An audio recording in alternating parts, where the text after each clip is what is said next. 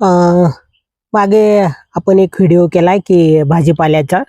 त्यासोबतच हा एक आहे. आमच्या घराच्या समोर एक प्लॉट रिकामा आहे. त्या रिकाम्या प्लॉटमध्ये आपण अ, अशी वेगवेगळ्या प्रकारची फुलझाडं इथं आपल्याला आपण अ, गावठी झेंडू असं म्हणू, हा लावलेला आहे. याचा वास खूप सुंदर येतो आणि याचा उपयोगही खूप सर्दी वगैरे याच्यावरती होतो. अ, म्हणजे मला त्यातली फार माहिती नाही, त्यामुळे मी त्याच्यावर जास्त बोलणार नाही. अ, इथं पपईचे झाडे लावलेले आहेत आणि त्याच्यासोबतच वेल आहेत. एकात एक हे 3 वेल होते. एक डांगराचा म्हणजे लाल भोपळ्याचा वेल होता. त्याच्यासोबतच घोसाळ्याचा पण वेल आहे. समोरच्या लोकांनी त्यांच्या जागा अजून रिकाम्या आहेत, म्हणून त्यांनी तिथे तार कंपाऊंड केलेलं आहे. तर त्याच तार कंपाऊंडवरती मी ह्या सगळ्या वेली काढून दिल्या होत्या. त्याच्यामध्ये घोसाळ्याची वेल होती, वेल आहे म्हणजे, आणि अ, वालाची पण एक वेल आहे आणि अ, विशेष म्हणजे डांगराचा वेल खाली पसरून तो वरती पण गेला होता. आणि त्याच्यासोबतच मी काही कुंड्या पण ठेवल्या तिथं समोर. ज्या पलीकडे होत्या त्या आता थंडीमुळं पुढे आणून ठेवल्यात आम्ही. अ, फुलाच्या आहेत, गुलाबाची फुलं आहेत. सुंदर असा रेड कलर आणि नारंगी आणि एक सफेद आहे, त्याला आता फूल नाही लागलेलं. आणि बाकीचे छोटी-छोटी फुलझाडांचे कुंड्या आहेत. ही लिली आहे, एप्रिल लिली. तिला आता पानं आहेत, फुलं नाही आहेत, ते एप्रिलमध्येच येतात. तुळशी आहेत खूप साऱ्या. आमच्याकडे खूप साऱ्या तुळशी आहेत.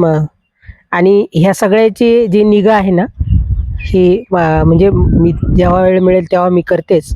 पण माझी आई याच्यामध्ये खूप छान सगळं ठेवते ती.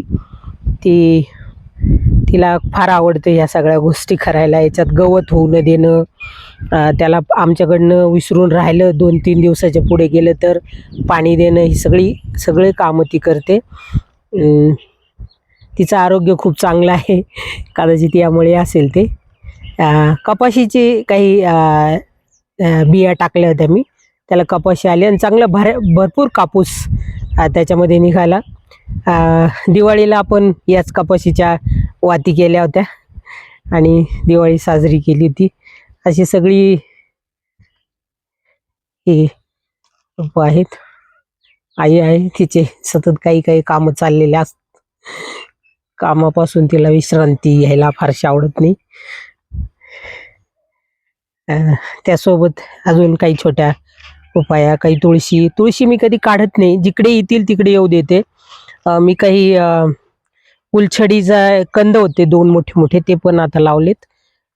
इकडे बघा, वाल हा इकडे ह्या बाजूनी जास्त आलेला आहे, जास्त पसरलाय. छोटा वाल आहे, ज्याला आपण गावठी वाल म्हणू. हे बघा, अशा प्रकारच्या शेंगा आहेत त्याच्या. अ, हे बघा. हां, 1 मिनिट. हे बघा, अशा छोट्या शेंगा आहेत त्याच्या, पण अत्यंत चविष्ट. आणि कुठल्याही प्रकारचे त्याला आपण खतं वापरत नाहीत, फवारणी करत नाही, म्हणून ते अधिकच हा बहर आला आहे सगळा झेंडूला. मस्तपैकी सगळे झेंडू फुललेत. ओसंडून वाहतंय सगळे ते असं अगदी. खूपच सुंदर असा ताटवा झालाय तो. अ, त्याच्या शेजारी काही वांग्याची रोपं लावलेली आहेत. ही मी नर्सरीतून आणली होती. आणि आमच्या इथे संगमनेरला नगरपालिकेमध्ये जे खत बनतं ते खत मी वापरते. त्याच्या बुडाला टाकले ते. अ, ही एक पपई आहे आमच्याकडे. ही 3 वर्षांची पपई आहे आणि हिला 3ऱ्याही वर्षी फळं आलेलं आहे.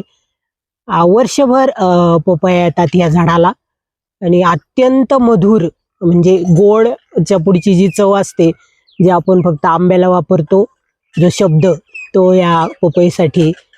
तिला प्रत्येक फळारीच्या बी नसतं. अ,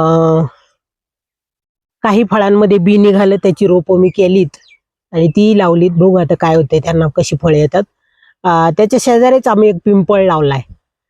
अ, मी लावलाय तो असा, आणला होता तोडून एका ठिकाणी शोधून. छोटंसंच रोप होतं, एक एवढंसं असं, आणि ते लावलंय. पण सुंदर त्याला वाढ आहे. आणि छान पद्धतीने तो आता मोठा झालाय. पिंपळाची सावली खूप थंड असते.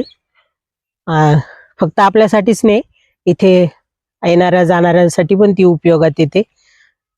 सगळ्यांनाच त्याचा नंतर फायदा होतो. कोरपडी लावलेले आहेत काही, एकापासून त्या अनेक होतात आणि जमिनीत त्या खूप छान येतात मातीत.